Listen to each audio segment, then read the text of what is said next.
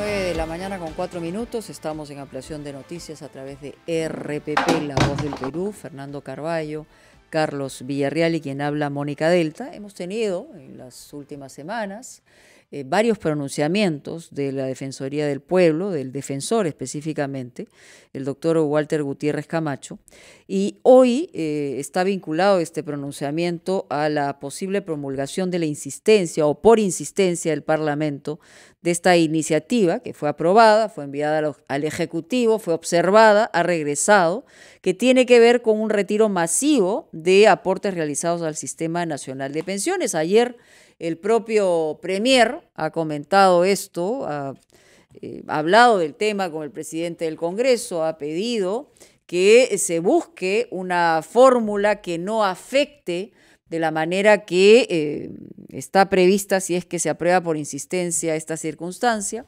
Y la Defensoría del Pueblo ha reconocido que hay un sector del Congreso que está intentando responder a una necesidad de la población peruana, pero esto podría considerarse una especie de remedio peor que la enfermedad. Doctor Gutiérrez, ¿cómo está? Bienvenido. Buenos días, Mónica, Fernando, Carlos, y permítanme primero enviarles un afectuoso saludo y reconocimiento por el esfuerzo que vienen haciendo ustedes y todos los periodistas, particularmente en esta difícil circunstancia por la que hemos pasado. Gran parte de las cosas que se han alcanzado no se hubieran podido lograr si ustedes no hubieran estado ahí también en la primera línea. Así que un afectuoso saludo. Muy amable. Y en cuanto a este pronunciamiento, digamos que parece ser que no ha encontrado el eco suficiente dentro del Congreso. Aparentemente todo indica que esto podría aprobarse por insistencia. Y en todo caso una reflexión de la Defensoría podría esclarecernos mejor la situación, ¿no?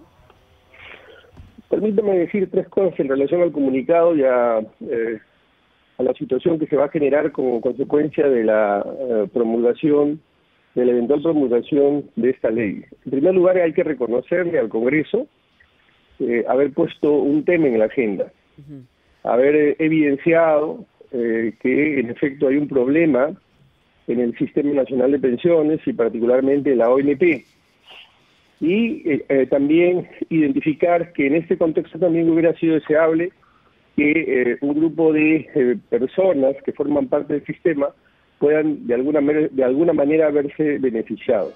Pero siendo esto así, siendo esto verdad, como usted ha señalado, el remedio no es el adecuado. El remedio es abiertamente inconstitucional. Creo que ustedes han entrevistado numerosos constitucionalistas, expertos.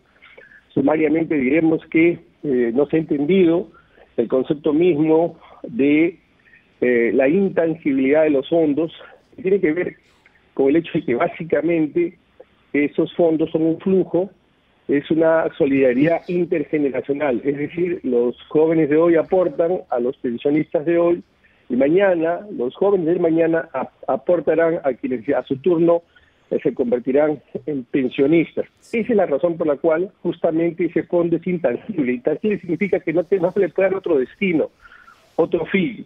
Además de otras violaciones, el de no iniciativa de gasto, violación del principio de legalidad presupuestal y un largo etcétera.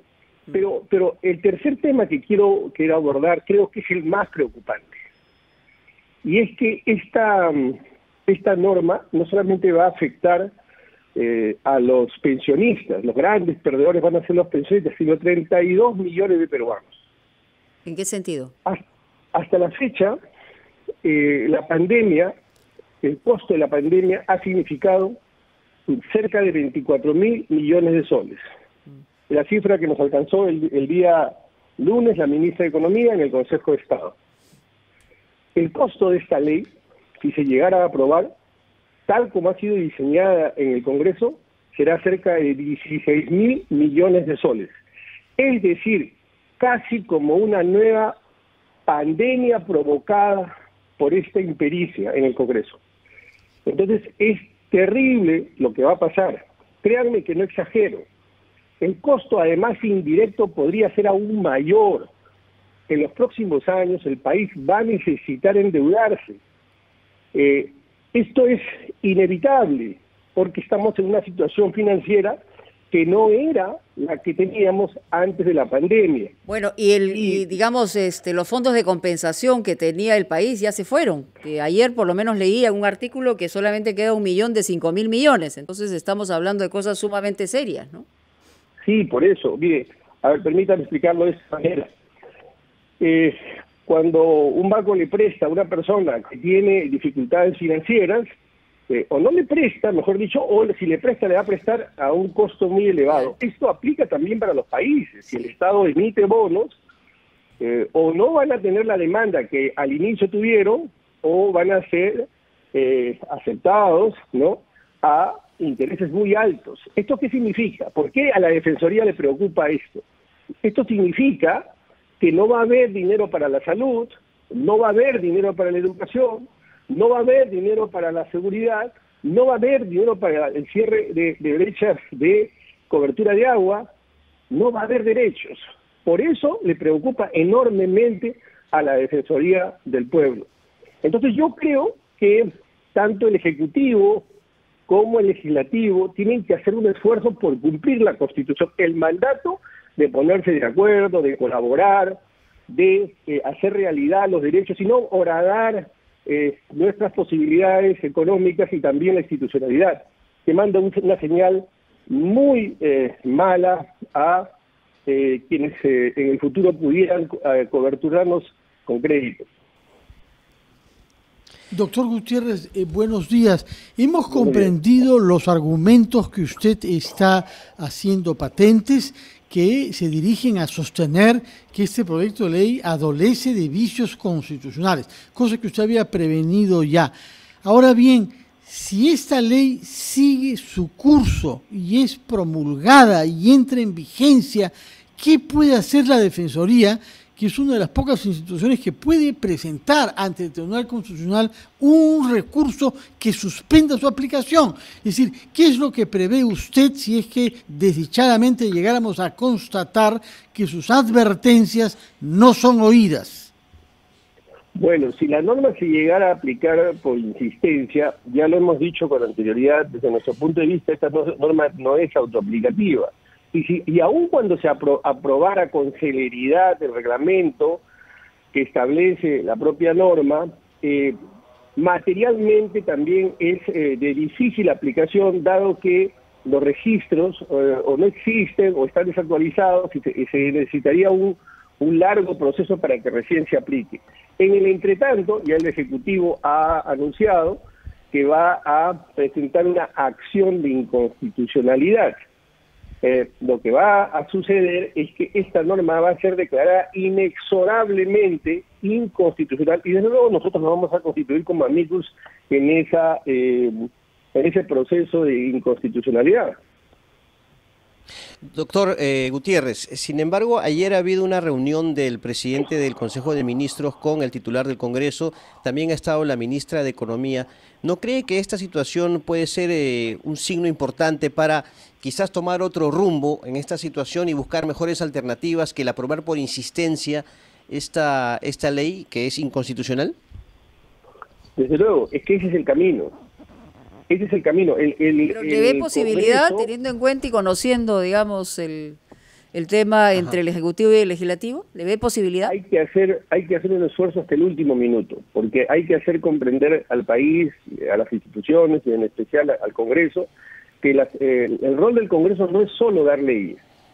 El rol del Congreso, aparte de representar y fiscalizar, también es hacer política con mayúscula. Eso significa llegar a acuerdos. Ya pusieron el tema en la agenda. Sin duda, esto es importante y ahora eso lo tienen que compaginar con la realidad, con las limitaciones que tiene el país, y el Ejecutivo está presentando una propuesta interesante que está compuesta por diversos elementos. Y entonces en términos generales, doctor Gutiérrez, redondeo la idea. Sí. Y yo creo que ahí ganan todos. Gana el país, en primer lugar, ganan los pensionistas y el propio Congreso cumple su papel. Porque, repito, las leyes no tienen por arte de Virbilóquiti, tienen pues, capacidades mágicas para que cambien la realidad. Entonces, y en ya, términos generales, doctor bastante. Gutiérrez, en términos generales, ¿usted ve que ahora hay un mayor acercamiento entre Ejecutivo y Legislativo después de esta situación de crisis política? Bueno, el día lunes, luego del Consejo de Estado, yo vi un muy buen ánimo. Yo creo que si hoy día se dan pasos concretos, sería una prueba ostensible, palmaria, de que estamos transitando un mejor camino para hacer frente a lo que todavía nos falta, porque todavía vamos a tener varios meses, muchos meses todavía con pandemia. Sí, claro. Puede ser corto, puede ser largo, dependiendo de cómo se mire, y aquí no siempre pues el suelo está parejo, ese es el problema en las relaciones políticas. Solamente una cosa muy cortita, doctor Gutiérrez, ¿cuánto demoraría de llegar a aprobarse por insistencia, ¿no? Entre la aprobación, la promulgación y el Tribunal Constitucional? ¿Estamos hablando de 2 o 3 meses? Bueno, el Tribunal Constitucional ha dado muestras que en casos de situaciones críticas resuelve los temas con celeridad. Yo creo que este sería uno de esos casos, ¿no? Debería ser uno de esos casos, que lo resuelvan con celeridad. Muy bien, entonces hacer todos los esfuerzos, ese es básicamente lo que extraemos de sus declaraciones para llegar a un acuerdo que no afecte. Y el gravísimo riesgo, perdone que le interrumpa, y el gravísimo riesgo que estamos corriendo, estamos caminando en el abismo.